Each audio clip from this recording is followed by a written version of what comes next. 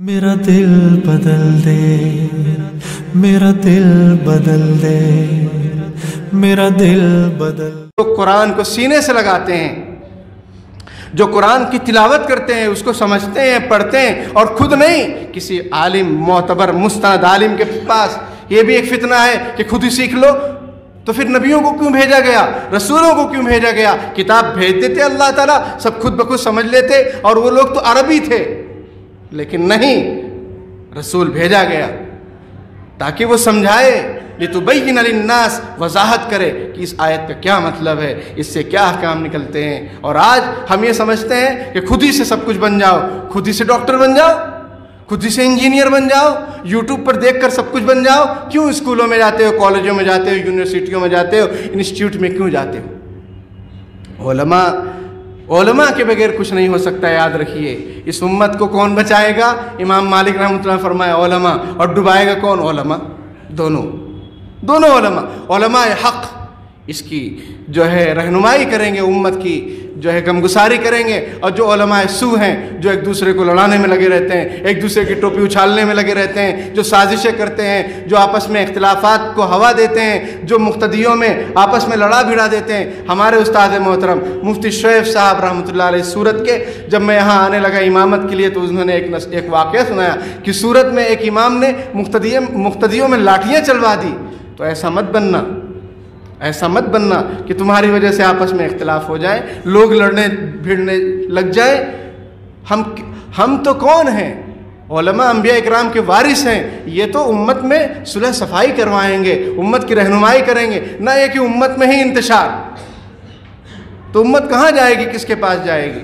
तो बहरहाल मेरे भाइयों, कहने को बहुत सारी बातें हैं, खुलासतन अर्ज़ ये है कि मकसद ज़िंदगी को समझिए। हासिबु अनफुसकुम, हज़रत उमर रज़ियल्लाहु तआला फरमाते हैं, अपना हिसाब लो क़ब्ल अन तुहासबू, इससे पहले कि तुम्हारा हिसाब लिया जाए। एक अमल शुरू कर दीजिए, इंशाअल्लाह बहुत जल्दी अपनी इस्लाह होगी।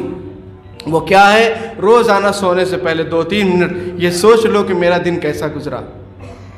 मैंने नमाज़ें पढ़ी कि नहीं पढ़ी? नहीं पढ़ी तो पढ़ लीजिए, नहीं पढ़ी तो पढ़ लीजिए, वरना जन्नती लोग जहन्नमियों से पूछेंगे, मा सलककुम फी सक़र, क़ालू लम नकु मिनल मुसल्लीन, वो कहेंगे हम लोग नमाज नहीं पढ़ते थे।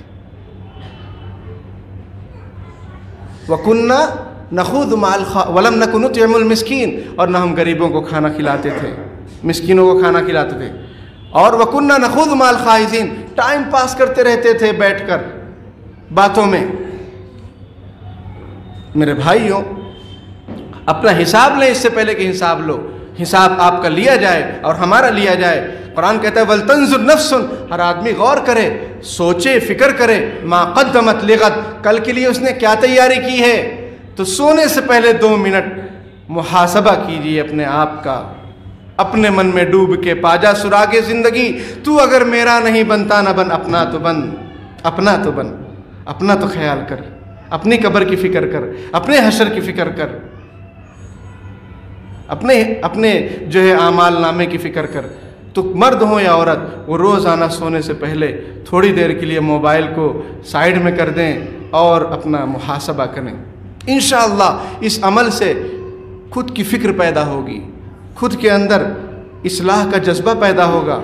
और फिर जब इस्लाह का जज्बा पैदा हो तो किसी वली कामिल, किसी अल्लाह वाले, किसी बुज़ुर्ग के हाथ पर अपने हाथ को दो, उससे चाहे बैत हो जाओ या फिर उसको अपना मुशीर बना लो।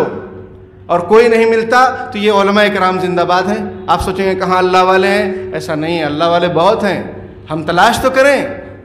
कुरान कहता है या अय्युहल्लज़ीना आमनू तक़ुल्लाह वकूनू मअस-सादिक़ीन, ऐ ईमान वालों तक़वा इख्तियार करो, सच्चों के साथ रहो।